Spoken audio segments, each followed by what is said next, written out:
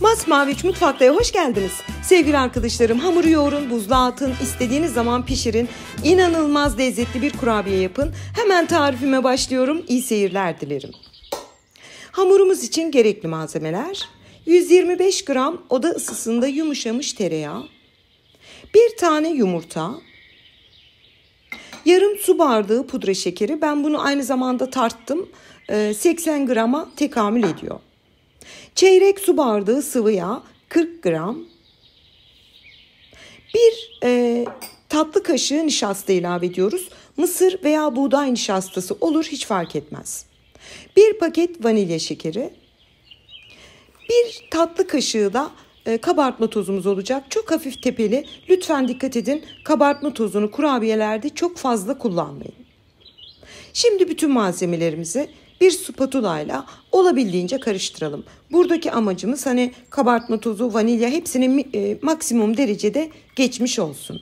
Ben de bunu yaklaşık 1-2 dakika kadar, hatta tereyağınız yumuşak olursa işleminiz çok kolay olur. O yüzden tereyağını şöyle bir yarım saat önceden çıkarın.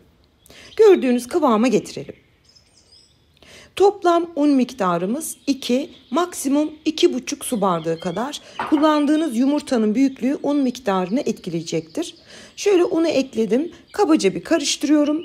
Yani yoğurmaya henüz başlamayalım. 100 gram çikolata kullanacağım sevgili arkadaşlarım. Çikolata olarak sevdiğiniz bir markanın çikolatasını tavsiye ederim. Küvertür pek tavsiye etmiyorum, biliyorsunuz. En çok sevdiğiniz neyse o çikolatayı kullanın. Fındıklı, fıstıklı bile olur, hiç fark etmez. 100 gram çikolatayı tezgahta şöyle mümkün oldukça küçük küçük bıçakla doğrayarak hazırlıyorum.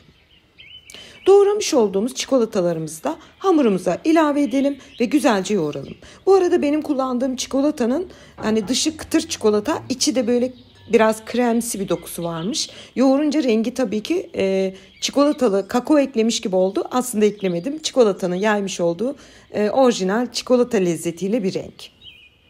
Çikolatayı ekledikten sonra güzelce yoğuruyorum. Hemen belirtmek isterim. Siz bu kurabiyeyi çikolatalı yapmak istemiyorsanız bu aşamada fındık ekleyin, fıstık veya ceviz ekleyin. Hepsi olur. Gördüğümüz kıvama getirelim. Gördüğünüz gibi orta yumuşaklıkta güzel bir kurabiye hamurumuz hazır. Şimdi sevgili arkadaşlarım, ben bunu 2 tane, yani 2 tepsilik olacak şekilde hamuru ortadan 2'ye bölüyorum.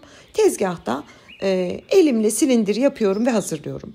Az önce de belirttiğim gibi bugünkü yaptığımız ana maddemiz aynı, yani ana malzemelerimiz aynı. 100 gram çikolatanın yerine 1 su bardağı öğütülmüş ceviz veya 1 su bardağı öğütülmüş fındık. Hiç birimi yok evde. Sadece yoğurun, buzluğa atın. O da olur, hiç sorun yok. Yani mutfakta öyle illa bunu kullanacağım, bunu yapacaksınız diye bir şey yok. Sonuçta ev halidir. Bazı malzeme olmayabilir. Şöyle elimle silindir yaptım. Yaklaşık 40 santim olacak şekilde ikisini de tezgaha hazırladım. Buzluk kurabiyesi olacağı için bir streç folyeyi şöyle tezgaha alıyorum. İçerisine bir tanesini ekleyelim ve mümkün olduğunca çok kargacık burgacık değil de böyle yuvarlayarak sararsanız açarken de işiniz çok kolay olur. Sardıktan sonra yine elimle biraz düzelttim ve iki ucunu kıvırarak bitirdim. Çok pratik oluyor sevgili arkadaşlarım. Benden buzluğa atılabilir tarif çok istiyorsunuz. Bu kurabiye tarifi onlardan biri. Mutlaka buzluğunuzda, hatta bunu fazla fazla yapın. Böyle buzluğa kat kat dizin. Bir misafiriniz mi geliyor, ama böyle şov için demiyorum. Gerçekten siz çayınızı yapıncaya dek hemen kesip fırına verin. 20 dakikada masada. 2 tane hamurumuzu da yaptım. Bu şekilde kıvırarak bir tepsiye alıyorum. Tepsiye aldıktan sonra ben çekime ertesi gün devam ettim. Yani bir gece buzlukta beklettim.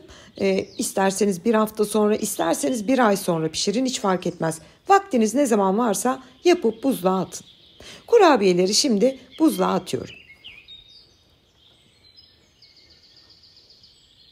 Ve ertesi gün çekimlerime devam ediyorum.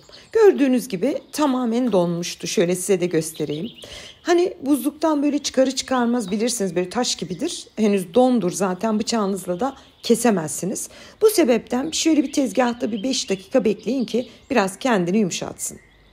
Ve 5 dakikanın sonunda ilk kurabiyeyi açıp tepsiye keserek diziyorum. Bu arada az önce bir konuya değinmiştim.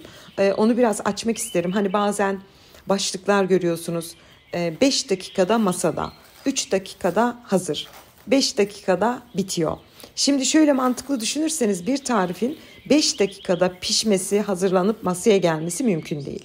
Hazırlanması da mümkün değil bence. Bunu diyebilirim ben mesela. 20 dakikada masada diyebilirim çünkü buzluğa attık.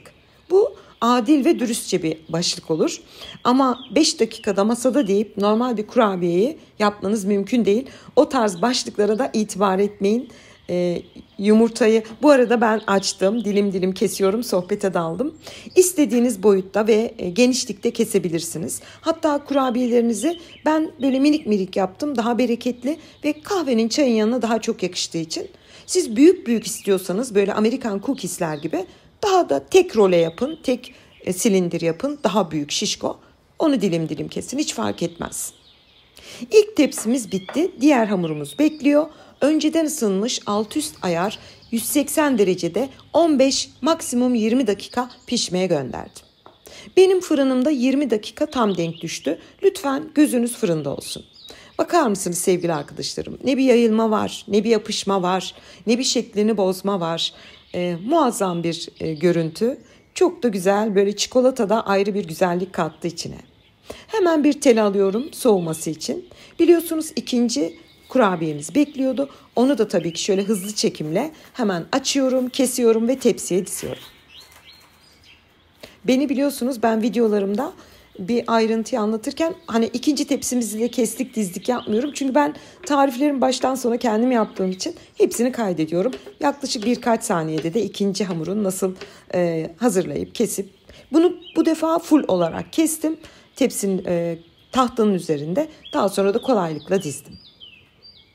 Ve ikinci tepsimiz de 180 derecede 20 dakika pişmeye gitti. Ve sevgili arkadaşlarım, ikinci tepsimiz de böyle mis gibi koktu. Zaten ben bu kurabiye yapınca ev bir kokuyor ya, bana huzur veriyor, neden bilmiyorum. Çok güzel görünüyor. Bütün kurabiyelerimizi yaptık. Vermiş olduğum tariften tam 2 tepsi buzluk kurabiyemiz çıktı. Sunum için hazırlandık. Şöyle size bir danteller eşliğinde sunumu gösterip büyük bir zevkle doku testine geçiyorum. Şimdi sevgili arkadaşlarım, bir kurabiye düşünün. Ne bir şeklini bozuyor. Yani şu anda görüyorsunuz, sanırsınız ki marketten aldınız. Çok güzel. Kıvamı da şöyle bisküvi yeriz ya, böyle kıtır kıtır. Çok lezzetli bir kurabiye. Çikolata da ayrı bir lezzet katmış. Size şöyle yakın çekimle de göstermek isterim. Bütün beğenileriniz, değerli yorumlarınız için çok teşekkür ediyorum. Şimdiden yapacak tüm arkadaşlarıma afiyet, bal, şifa olsun. Yeni tariflerimde görüşmek ümidiyle. Hoşça kalın.